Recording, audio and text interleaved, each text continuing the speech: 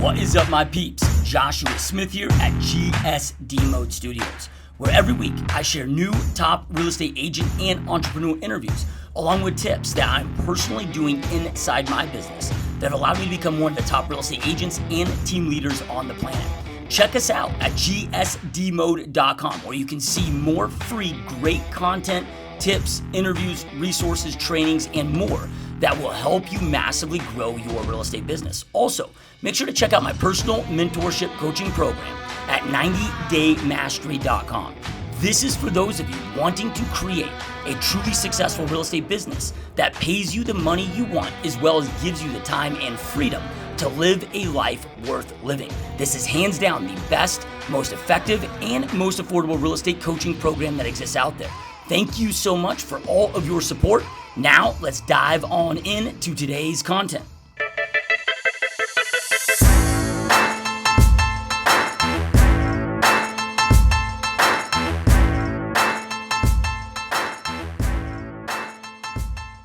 What is up, my peeps? Joshua Smith here with another GSD interview, where we interview top entrepreneurs and just straight up top badasses out there dominating their space. So today, you guys, we have a guest on the show that's had a massive, massive impact on every aspect of my life. I mean, this is a guy that's really challenged me to think on a whole different level, and probably learn more from this guy when it comes to entrepreneurship than anybody else in the game. So I'm really, really stoked and honored to have our guest on the show today, Mr. Grant Cardone.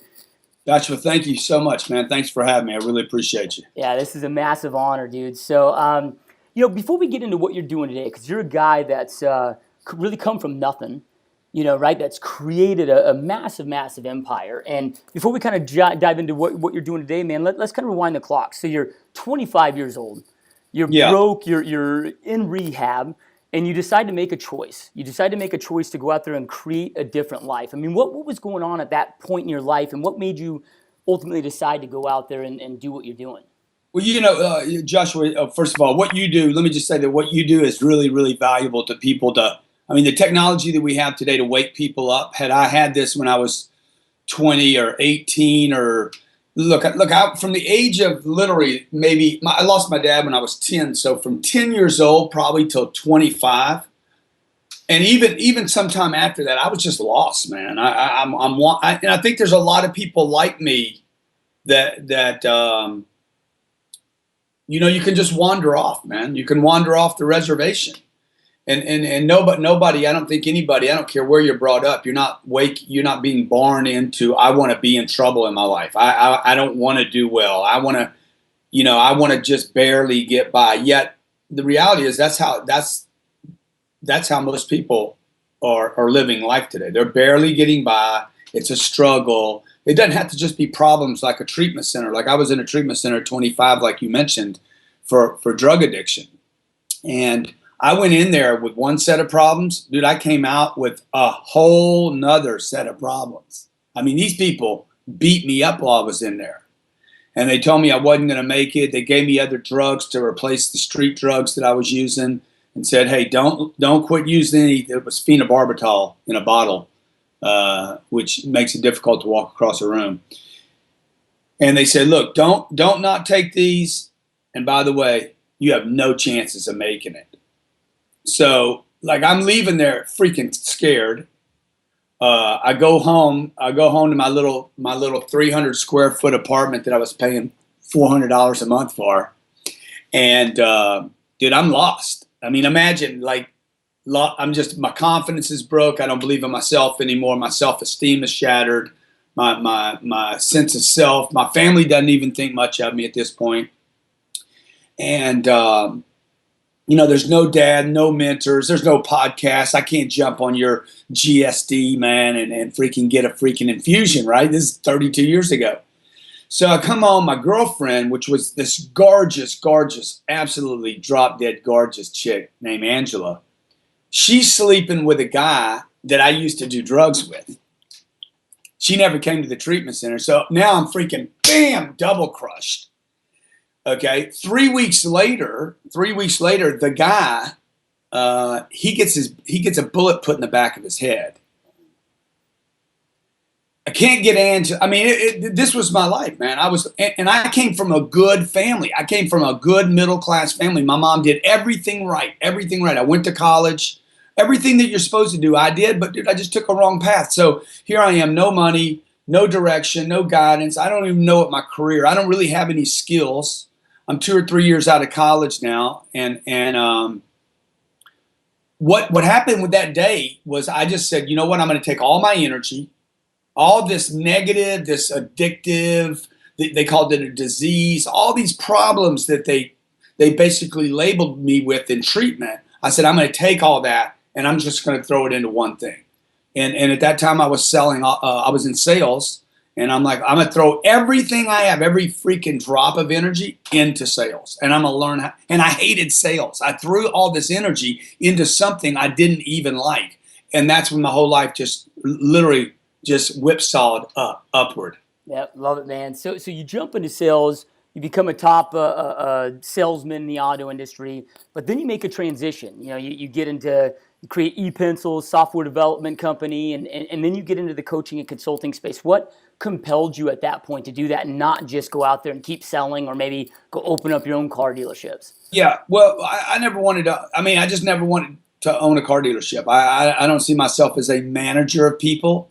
It's not something I've ever had an interest in. One thing I've done well is I do the things that I'm interested in, and hire other people to do the things that look. I don't need to be good at everything. You can't be good at everything, right? So I can't be the quarterback, the tailback, and the defense and the kicker. And I can't, So what I did was, first of all, I fell in love with sales. I really fell in love with the mechanical parts of it, and I also figured out a different way to do it, and that intrigued me quite a bit. And I'm not sure why it intrigued me so much to do something different, but this was 1998, I guess, and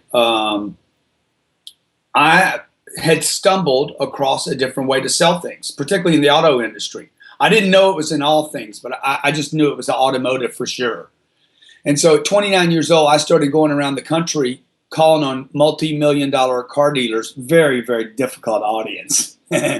Imagine, man, nobody's harder to sell than a car dealer, right? These guys know every trick in the book. So I'm knocking on their doors. And by the way, everybody listening to this, look, if you want a business that costs no money, no investment, and you don't have any money, and you don't have any place to borrow money, you come up with an idea and literally just start cold calling on companies or residents and go get money from them. That's what I did at 29 years old. Mark Cuban says, no one should borrow money. You're stupid to borrow money to start a business. I don't know if that's true or not, but I do know I didn't have any money, and I couldn't go borrow any money, and I just lost my job in car sales. So I had this idea. So I went out to the marketplace. Hardest thing I've ever done in my life was walking in, knocking on somebody's door, dude, walking in and saying, hey, Joshua, my name's Grant Cardone. I need 3 minutes of your time. If you can figure that deal out, you can do anything. And I did that for 3 years until I built myself a name and a product, and basically funded this new company by calling on somebody, offering to show them something for free, showed it to him and his staff for free, or her, to the staff, and then at the end of that presentation, I would say, hey, I need you to write me a check for $12,000 or $3,000 or $300, whatever I could get, and you can send this many people to this event that I'm doing. And basically, that's how I built a name for myself. I did that for 3 years. A marketing company discovered me, said, dude, you're the next freaking thing. This is, again, 25 years ago.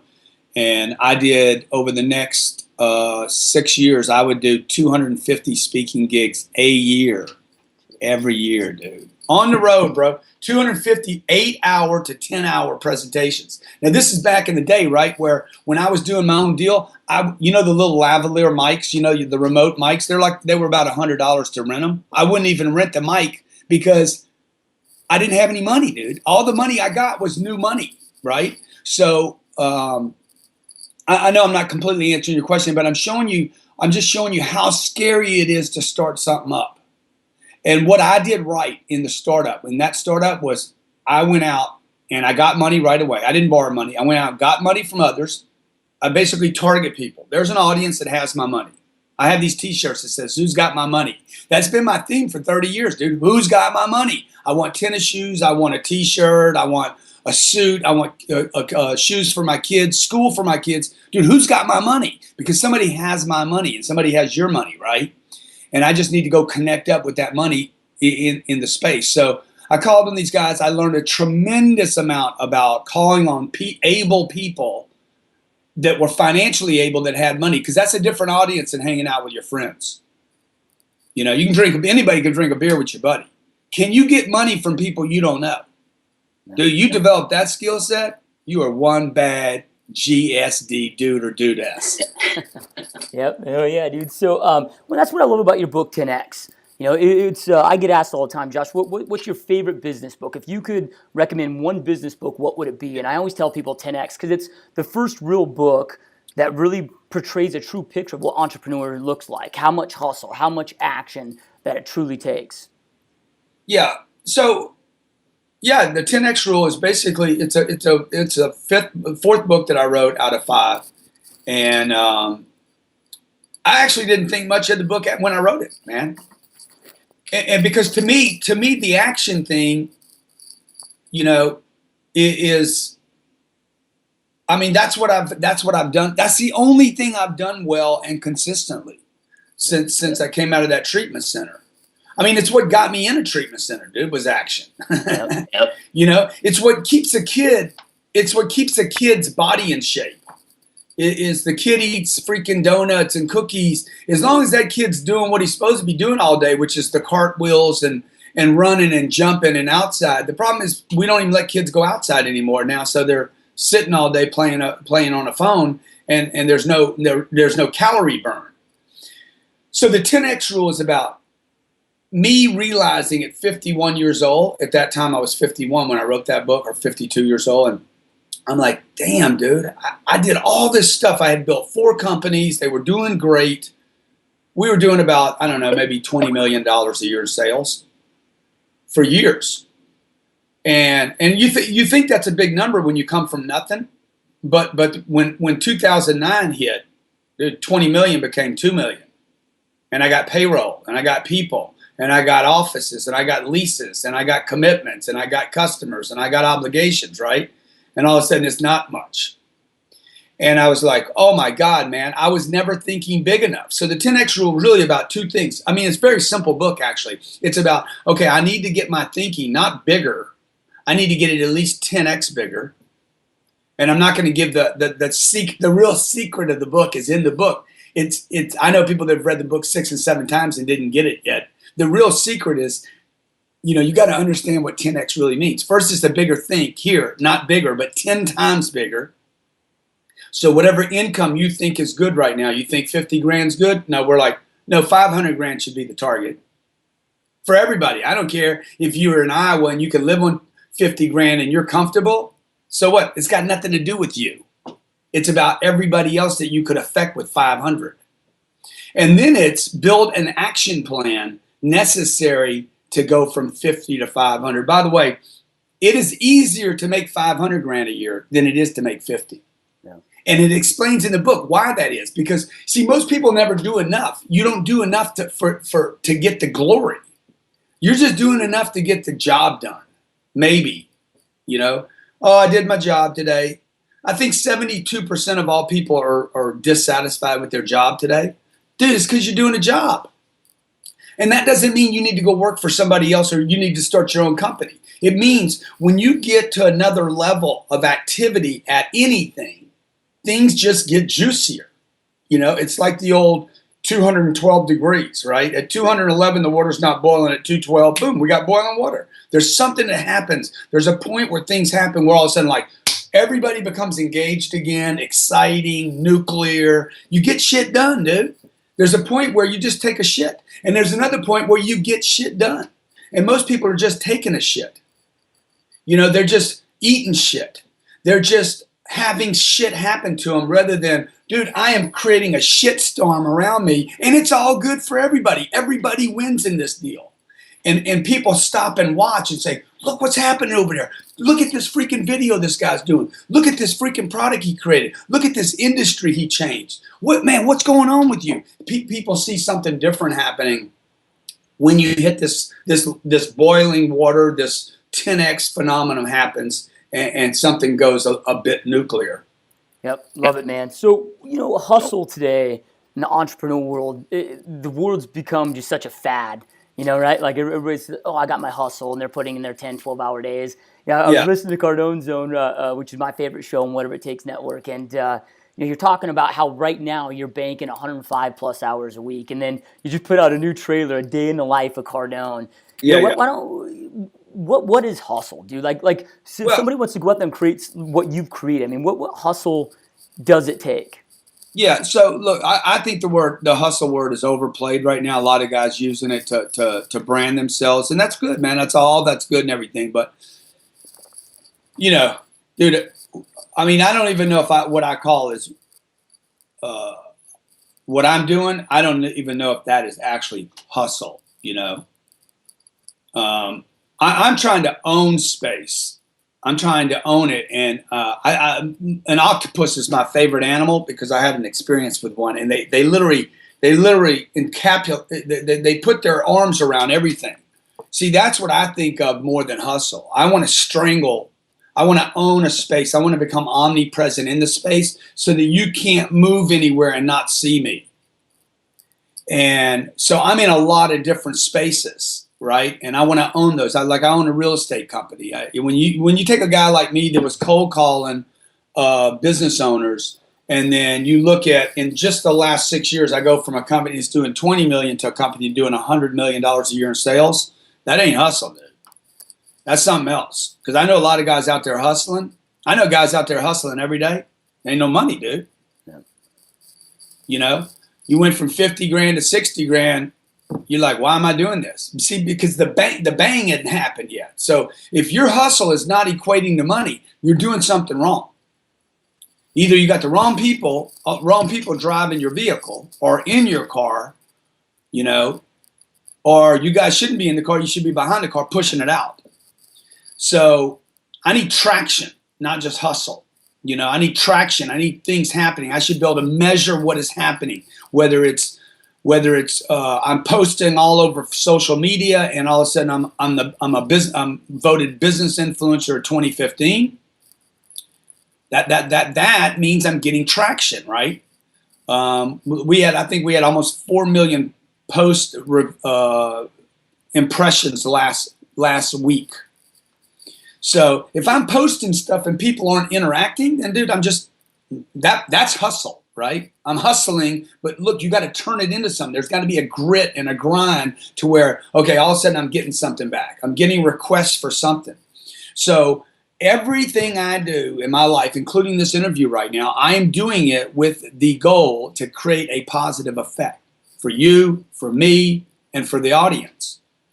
Not just for the audience. I need a positive effect out of this. I need somebody reaching out to me. I need somebody following me because of that. I need somebody saying, See, I want to create a positive effect. My goal is to reach 7 billion people. It's not to hustle. My goal is not to hustle. I don't even like to hustle, dude. I don't like work. I'd rather not. I'd like to go take a nap. I like all that shit too. But my goal is to reach 7 billion people. So people need to understand there's one thing hustling. There's another thing moving with traction toward your target. I want to get a little closer to my target every day. And Gary Vaynerchuk, he's got a different target than I have. He wants to buy the New York Jets. That's not my target. So I can't measure Gary's target. I don't know what Gary's doing. I don't know what he's up to. I don't know what he wants to do. It doesn't matter. Right. Now, if I can help Gary get to his targets, that would probably help me get to mine. So that's why I'm looking for traction. Can I do something with Gary or Joshua? Can I do something with you that moves me forward? There is a bit of selfishness in the hustle that people need to be aware of. I give probably this year I've probably given 30% of my money to charities already. So I'm in a position to talk about selfishness. Dude, be selfish so you can help other people. Yep. Be greedy in business so that you can expand your business and hire more people. You know, I was talking to a guy about greedy and selfish the other day, and he's like, you know, man, you shouldn't be greedy and you shouldn't be selfish. I'm like, how many employees you have? Oh, it's me and my wife. You're the one that's greedy, dude. You're the one that's greedy. You're so freaking self-centered and so greedy and so selfish, you don't even go out and produce enough to hire other people. All right? I'm out here busting my ass, dude, so I can go hire another 10 employees, increase my staff 20%. And you and your wife are sharing the little freaking crumbs that you make, okay? You want to have a freaking hardcore little conversation right here. I'm freaking hiring people. That's what an entrepreneur does, by the way. They take risk with money. An entrepreneur does not start a business and keep it all for themselves. And by the way, most entrepreneurs are not really business people, okay? They didn't want to work for somebody else, so they set up their own deal, and now they're slaves to themselves. And if you're not going to hire people, you're always going to be a slave to yourself, and you're always going to stay small. Most companies, I think 22 million out of 28 million small businesses have no employees. Those are not companies and those aren't businesses. Let's be real. Yep. It's crazy, man. So, yeah. So, you were in Scottsdale, Arizona last week, and I had the pleasure to come and listen to you speak, man. You just killed it as always. It was an amazing event. And one thing that you said up there was, hey, when I met my wife, or before we got married, I told her, hey, I've got my dreams. I'm not going to give up on these dreams. So many people that jump into relationships, right? They've abandoned those dreams. They've started, like you said on stage, hey, you get married, you have kids, and those just go by the wayside. If you're somebody that maybe jumped into a relationship without having that conversation that you had with Elena, or didn't realize their dreams until after they were married, what are maybe some recommendations of how they should really communicate and bring that up to get their spouse congruent, to be able to go out there and support them doing that 105 hours a week or whatever it takes? Well, the point I made at that event was, I see people get married and have kids, and then everything's about, I remember I was dating this girl, and she's like, I just want to have kids, and I want to be married, and I want to be happy. And I'm like, dude, what about your dreams? What do you mean? My dream is to be married and to be happy. I'm like, well, that's not my dream. I mean, my dream is, when I was 8 years old, it wasn't get married and be happy. It was like, dude, I wanted to get rich. I've been wanting to get rich since I was like 10 years old. I was 8 years old and I lost a quarter, and I'm like, that ain't ever going to happen to me again, dude. I'm never going to have this experience of being without money. I wanted to go to the candy store, and I couldn't go to the candy store now because I was busted.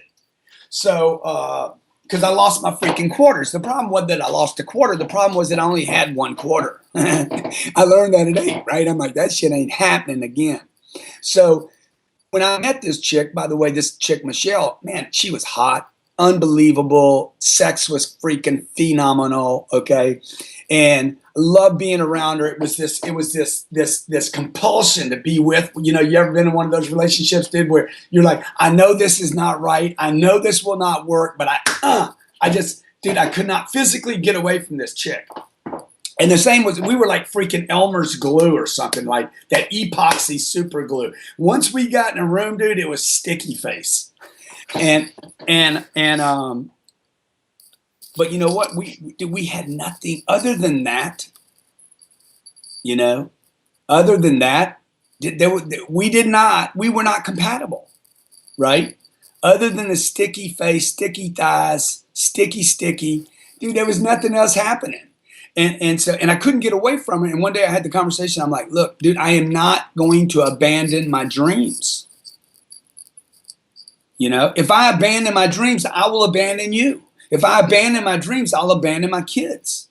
So because even if I don't leave the kids, I can come home every night and be with my kids and not be there. Yep. I could be with. I could never divorce my wife, get in a marriage, spend the next 40 years being married to the same woman, and never have been there the entire time. So I'm talking about emotionally abandoning someone, right? Spiritually not being there, right? Not being on the same page every day. So when I met Elena, and this was the woman, I knew we were compatible, but before I married her, I said, here's one deal, man. I got one deal. Actually, 2 deals, but the one we're talking about right now is I'm not abandoning my dreams. Never. Okay, I got some things I have to get done while I'm on this planet. Don't ever ask me to give them up. If you ask me to give those up, I can't do you.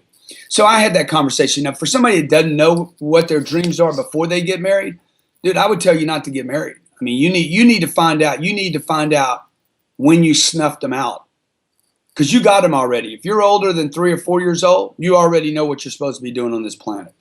Yeah. If you don't know right now, as I say that, you just snuffed them out somewhere along the line. Now, if you already got married, and you forgot what they are, then you need to sit down with your spouse and just have this conversation. Say, man, I was listening to this cat the other day on the internet of things, and you know what? Dude, what are we dreaming about, man? What are we talking about? This is my friend Charmaine. Yeah. Hi, Charmaine. She's the dreamer. Okay, this is a live podcast. Get out of here. All right, see you later, champ. He's handsome. Yeah, he's a handsome guy. Huh? She's my buddy. Okay, she's a dream maker right there. So, the point is, like sit down with your spouse and just say, what are we doing here? What are we doing? We've been married 8 years. What's the dream here? Go back, you guys quit arguing, beating each other up, man. You know, you're beating each other up because there's no freaking game to play together, right? What's our stadium? What's our playing field? What are we doing? Who's the real opponent, right? Who can we go freaking win? Who can we go help rather than us beating each other up? I mean, I'm of happily married guys. My marriage isn't perfect, but I guarantee I'm getting a 95 or a 96 on my worst day. I'm getting 100, dude. I'm getting an A- best, maybe a B+ when I really start acting stupid. I still get a B+, dude, because I do so much good stuff in my marriage, right? Would you want me to wait? What? How long are you gonna be? Do you want me to wait? A few more minutes. See, this person's on a mission, dude. They're like, I'm gonna interrupt this guy just to find out what's going on. So. Charmaine Rogers. Yep. So get out of here, buddy. No way. I'm in your face. See, I got friends that are alive. They're so alive, dude. They're like, I'm walking in, dude. I'm doing whatever I want to do, right? See, I love that. That's the guy I want to be, dude. I want to be able to walk in. I want to be able to do whatever the hell I want to do. So the point is, look, you need to go back and look at your own dreams. What are your dreams? Where are you going? If you don't know, sit down with a piece of paper. I keep a legal pad with me almost everywhere I go, because anytime when I wake up in the morning, I'm writing my dreams down, my goals, where I want to go, not what I can achieve this week, where I want to go. Before I go to sleep at night, I'm writing them down. And anytime I have a loss, I put the future, not the loss that just happened.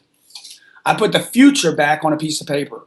Where am I going? As long as I am looking through a windshield, dude, I will not get stuck. As long as I'm looking through a windshield, I'm going in the right direction, I'm going to be all right. Even when a loss is and I get sideswiped and something happens and bad things happen to good people, right? So I just want to, when I wake up in the morning, I'm writing my goals and my dreams down. When I go to sleep at night, before I go to sleep, and anytime I have a loss, and me and my wife do this together on Sundays.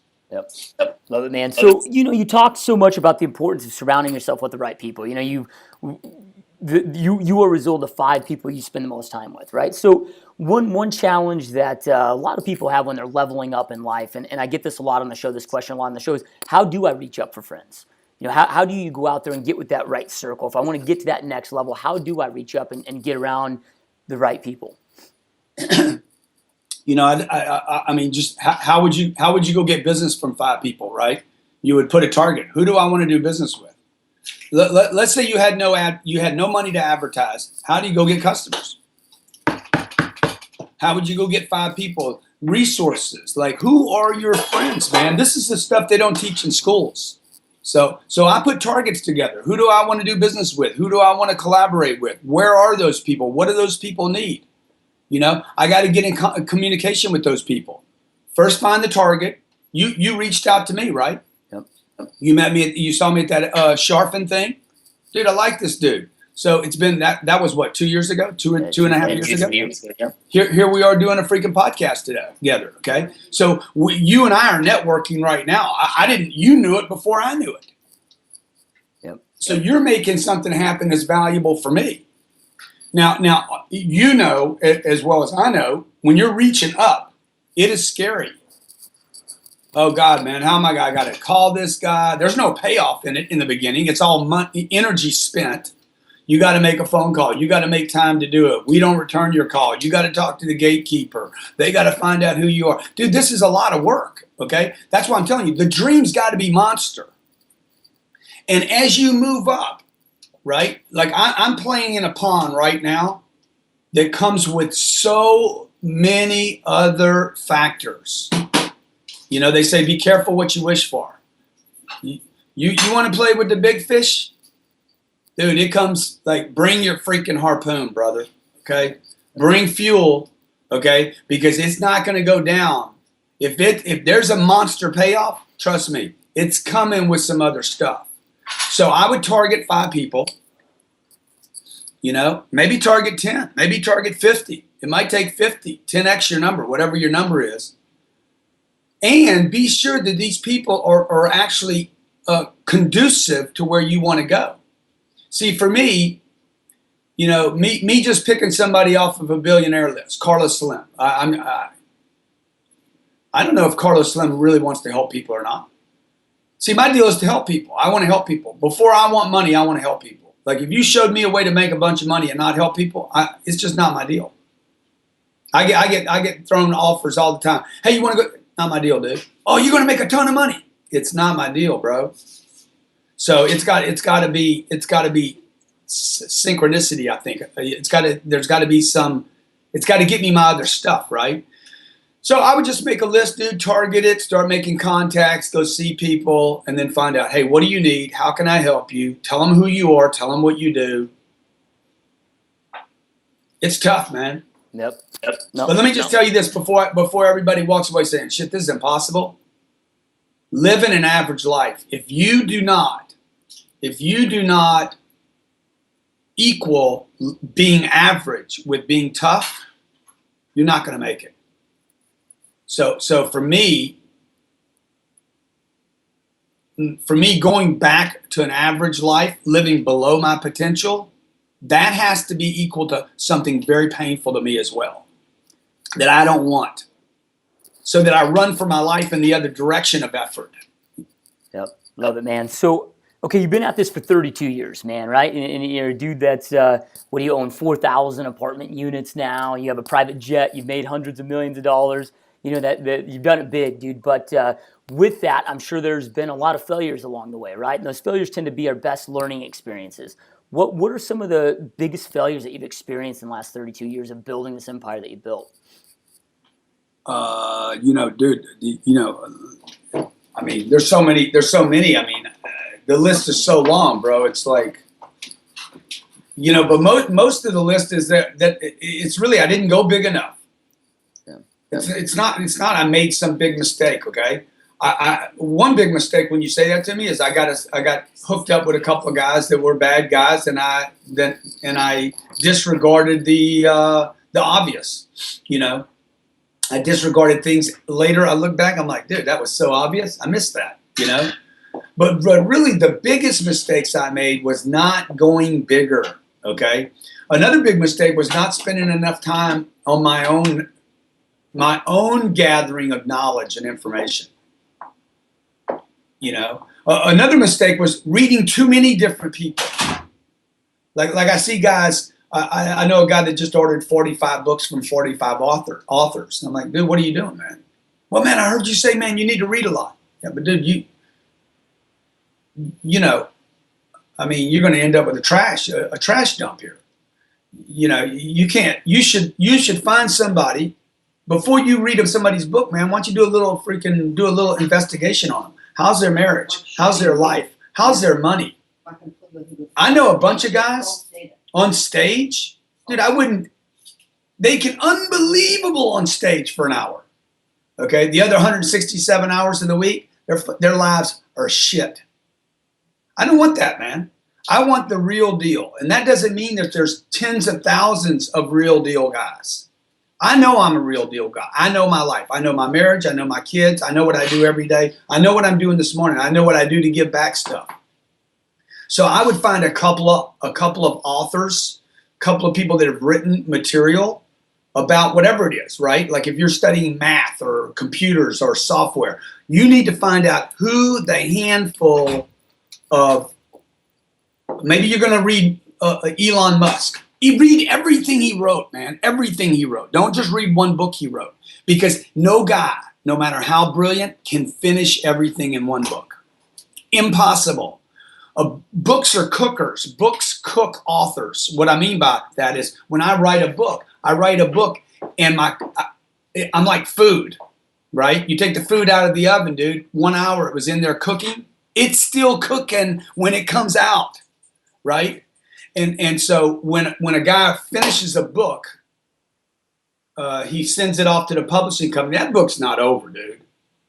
His thoughts, if he's actually an original thinker, his thoughts are still cooking. And so there's probably a second book going to come out after that. Yep. And so I would read everything he has. I don't know if I answered your question. I might have got off track. No, that's awesome, man. So you've got a massive message that you're putting out there, which is getting people out of the middle class. That it's becoming wiped out. It's extinct. It doesn't exist. Both you and I have kids around the same age, right? I've got 7, 5, and 2, and I know you got young little ones as well. As parents with kids, how should we be prepping our kids for the new economy, man? I mean, because they're obviously not getting it in school. We can't rely on any of this stuff. I mean, what are some of those skill sets that we need to make sure we instill in our kids today? Make them earn everything, man. They should earn everything. There should be no rewards without them earning it. Now, how can a 4-year-old earn something? You know, a 4-year-old can earn something by making me happy, you know, by giving me kisses, by saying thank you, by saying Mr. Sir, by going out and talking to strangers, right? I can acknowledge that every time they do that. Now, some of the parents out there don't want their kids talking to strangers because the parent needs to be handled, you know? Like I put my kids in environments where every stranger is safe. You know, I want to create my job, my responsibility is to put my kids in environments where they can walk up to every stranger and nothing bad is going to happen to them. So they can start learning to extrovert themselves into society, into a community, and communicate with people. Because I want my kids to meet other people. You know, I want my kids not to be scared of people on this planet. If I'm scared of people, dude, I'm scared of the planet. If I'm scared of people, I'm scared of life. You know, if the Chinese or the Koreans or the Taiwanese or the Mexicans or the Australians or the guys with beards or the generation millennials or the baby boomers, if these people are strangers to me, like scary to me, then what am I down to, man? I'm down to me and my wife and 2 kids and a picket fence. Yep. And this is the middle class in America. Stick to your own. You know, I think the majority of America still lives within 15 miles of their mommy's breast. Like, dude, when you going to move, bro? Okay? Your mama did her job, man. Leave town. Okay? Go into another environment. Create new families. You know, so I've moved 5 or 6 times in my career. You know, every move has been good for me. You should be nimble now. You need to teach your kids not to become locked in on their little 8-year-old friend. I know families that will not move today because they're so insecure. I can't move. Jane's friend, Jill, they're such good friends it'll tear her apart. Dude, if that's what it takes to tear your kid apart, your kid is in for a freaking miserable life. So I would teach your kids to earn everything. You know, have a rewards and penalty board. You get a reward, you get penalties. And to get educated, man, to learn everything, to learn how to read what do words actually mean. The parents need to do what the schools aren't doing, because the schools aren't doing it. Yep. Awesome, man. So, you know, you've got a different definition out there than most when it comes to financial responsibilities. You know, you've got the Dave Ramseys and the Sue Sormans that are out there, save, save, save. And you're like, that's the opposite advice, you know, you guys need to be hearing. I mean, what's your theory on financial responsibility? Well, the number one is you need to create money. I mean, you need to connect with money. It's not any more complicated than that. You know, Susie Orman, basically Susie's saying, look, don't overspend your ability. You know, and I'm saying, well, you know, for that to work, then the point there is not about spending, it's about ability. Like expand your ability to produce income. Income is the first line on a financial statement. It's senior to everything else on that financial statement, but you don't hear anybody talking about it. Dave Ramsey goes deeper into the financial statement. By the way, if you look up the word economy, there's a great course called, maybe I'll send you the link of it. It's by Hubbard College. It's on how to study, how to learn something. Economy, the definition of economy is to manage a household. It actually had nothing to do with business in the beginning. It was, how do I manage a household? So I asked myself, how would I manage my household? Okay, do I manage the leftovers? What would a good father do? Manage what's left over in the refrigerator? Or should I go get new milk? Am I responsible as a father to put new milk, new produce, new meats in my refrigerator? Am I responsible for my kids to go out and put organic foods into the refrigerator? Seems like that's what I'd be responsible for. What Susie Orman says is, no, you need to save the food that's already in the refrigerator. Dude, it's going bad, Susie. The food is going bad. Dave Ramsey says I should never borrow money to put food in the refrigerator. I'm like, dude, that's neither one of those are true. The senior data, the most important data, the truth, the information you need is, I need to go into the marketplace and produce new income so I can buy new produce, right? So I can keep filtering food through that refrigerator in the case of this example. In business or in life, I need new money. If I have a swimming pool, I need new water put into the swimming pool, right? I don't want to save the old pool water, man. Yep. And the middle class in America is based on saving something that's already there, based on the premise we can't get more. And so the new economy, the new guys, a guy like me is trying to tell people, look, man, don't worry about what's in the pool. Worry about going to get new water. Waste is all right. Be able to waste. Put your family in a position to throw stuff out. Okay? The only reason you should finish all the food on your plate is because you don't know how to get new food. And that's what your mom and dad told you. Eat it all.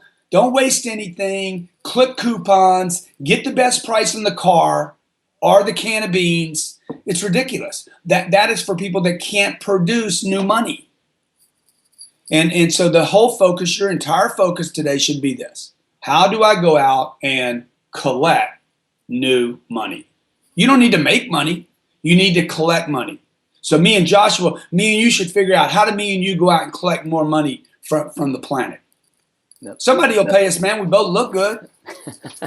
Love it, man. Love it, dude. So a couple last questions for you. I know you're a busy man and you got to get rolling. But before I jump in these last couple questions, our listener base that maybe isn't familiar with you, what's the best place to go learn more about you? And then also, I've read all your books. I've done Cardone University. I've been through your webinars.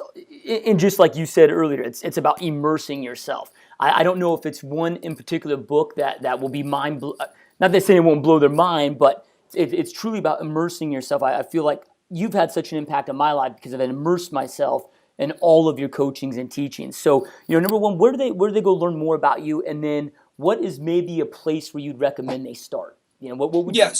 So if people want to, it depends on what you want to do. If you want to dabble, go to grantcardone.com. When is this going to be dropped? Probably tomorrow. Okay, good. So I think there's a 40% off there right now if you use the code Mr. Black. Mr. Black, MR Black. No period, okay? That's what they call me at Starbucks, Mr. Black. So you could go there and you can look at books. I mean, personally, what I would get is I would take any of my book programs and I'd get the audio version or the video webcast version. So if you go to audio you can download. I think there's a $19 program of my book, basically like the 10X rule, or Sell or Be Sold, or Closer Survival Guide, or If You're Not First, You're Last. Those are all completely different books. One's on sales, one's on closing and negotiating, One's on prospecting and keeping a full pipeline, and the other one's the 10X Rule, the book that you referred. What I do is I wait 6 months after I write them, and then I do an audio review of the book, where I actually sit down and start delivering to audio the book. I read it, I narrate the book, and then I start ripping off onto other stuff that I didn't include in the book. The audios, have you listened to my audio? Oh yeah, it's a must. Dude, it's a must.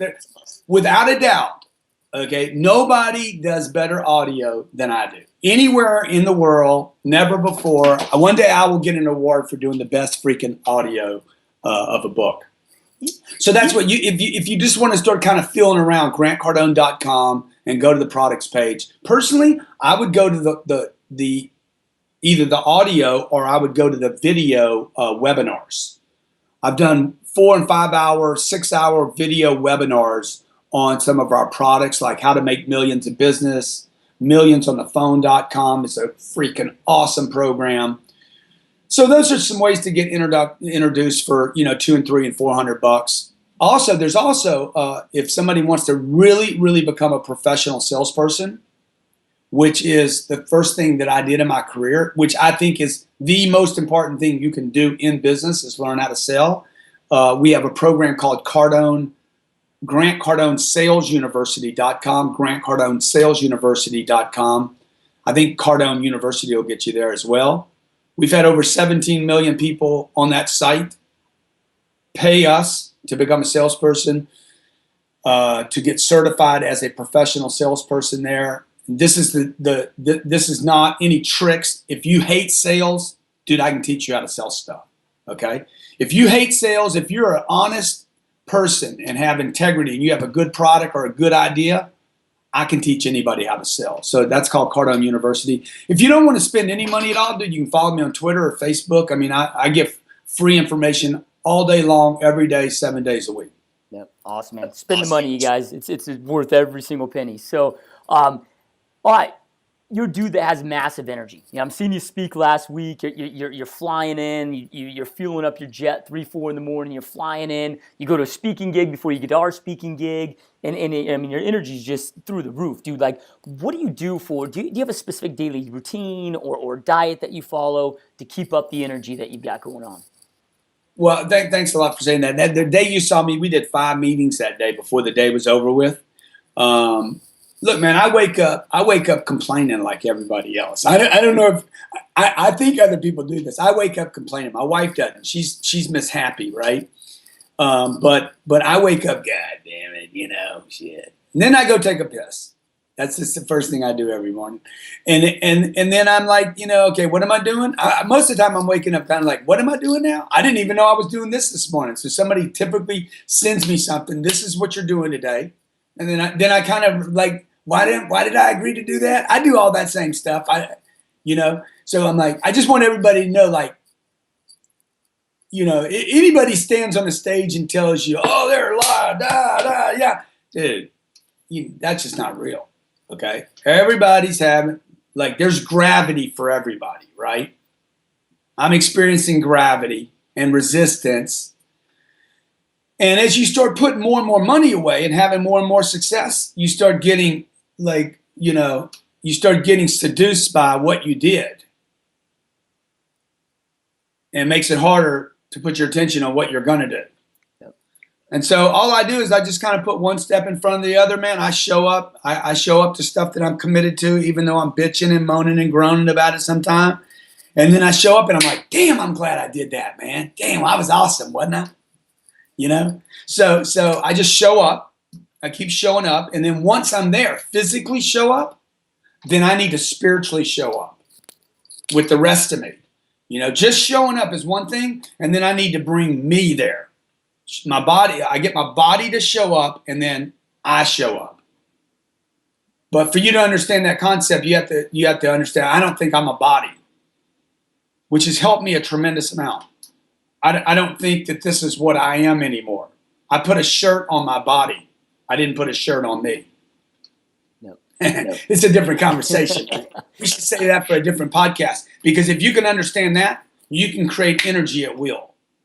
Love it, man. Love it. So let's say something happens and you get financially wiped out, dude. You know, your health's fine, your family's fine, everything's good there, but you financially get wiped out. You're having to start from scratch. You've got little to no resources. Let's say $500, right? But you retain everything that you've learned during this 32-year journey. What's the first one or two things, or maybe three things that you immediately go out there to rebuild this empire that you built?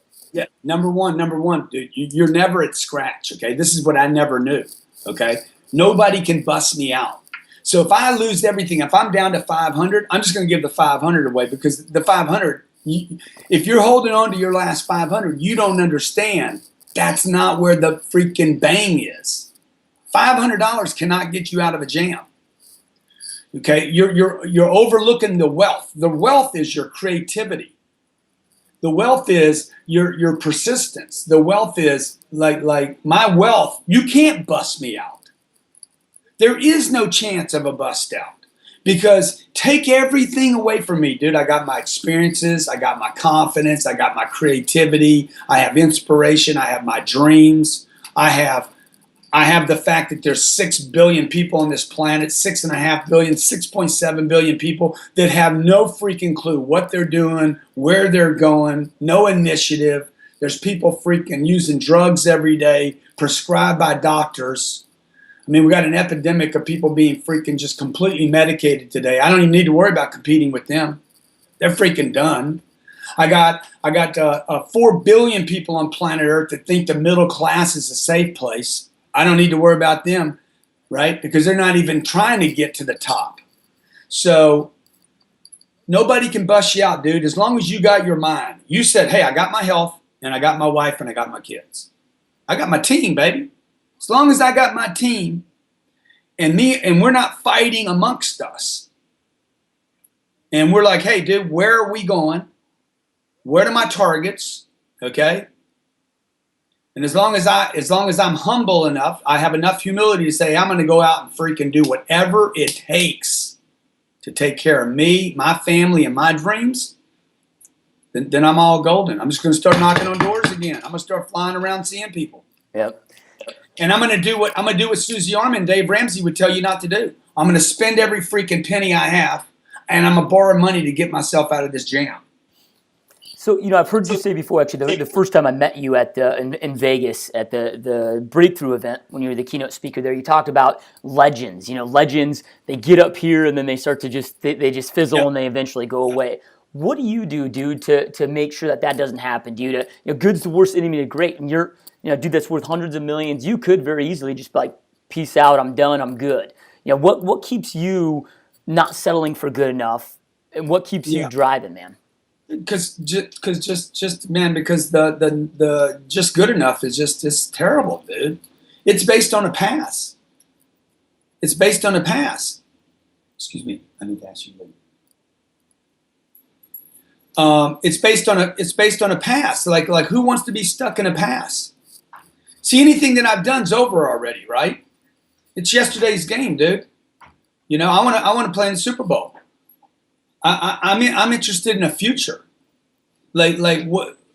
That's where success is. Success is not in something I've done for anybody. So President Obama, dude, he had 8 years. Like when he gets out of the White House, he needs to put his attention on what he's going to do, not what he did. Unless you're happy with the history book. So money is not my defining thing. Like, I can't spend the money I have right now, but I'm not I'm not money any more than I'm a body. So what can I do? Who can I affect? How can I help? Right? And people should have their attention on where they're going. Quit thinking about yourself so much. Like this guy told me the other day, man, I'm fine where I'm at. Dude, it ain't all about you, bro. What's it got to do with you, man? So when somebody says, man, Grant, you're flying private on your jet, and so what, dude? So what? So what? I'm flying on a plane by myself, all right? How can I use the plane to go help people? Right? How can I go, rather than doing one meeting in a day because I saved the money, like guys like, you showing off your plane. No, dude, I invested in that plane so I could meet more people.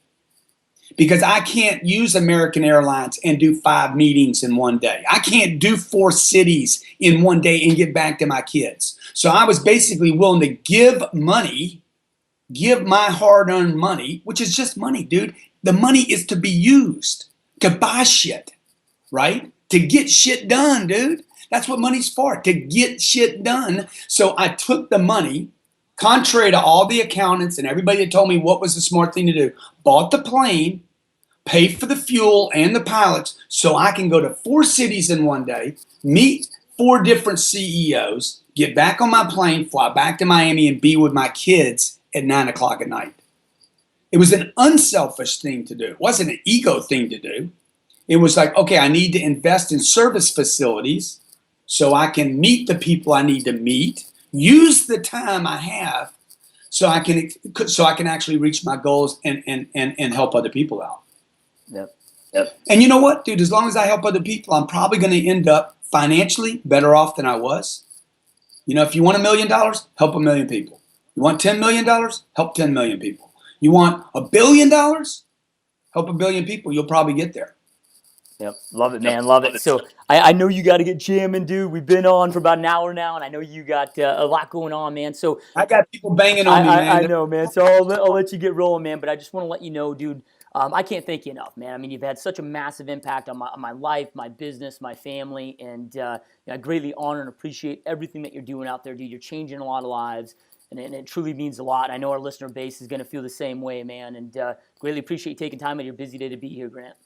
Dude, Joshua, thank you so much, man. I just want to acknowledge you, man. You doing this allows other people to get this message. And the people that are listening, you guys are contributing too, okay? So we're all playing a role in making things better.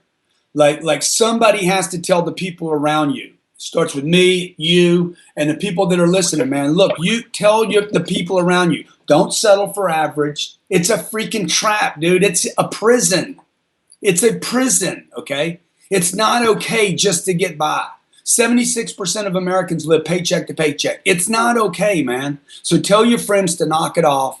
Let's all do better. The government can't help you. It's going to be me and you that changes the conditions for other people that are like me and you. Josh, thanks, brother. Appreciate you, man. Yeah, you as well, Grant. Thank you so much, man. Have an awesome day. Okay, dude. Thank you.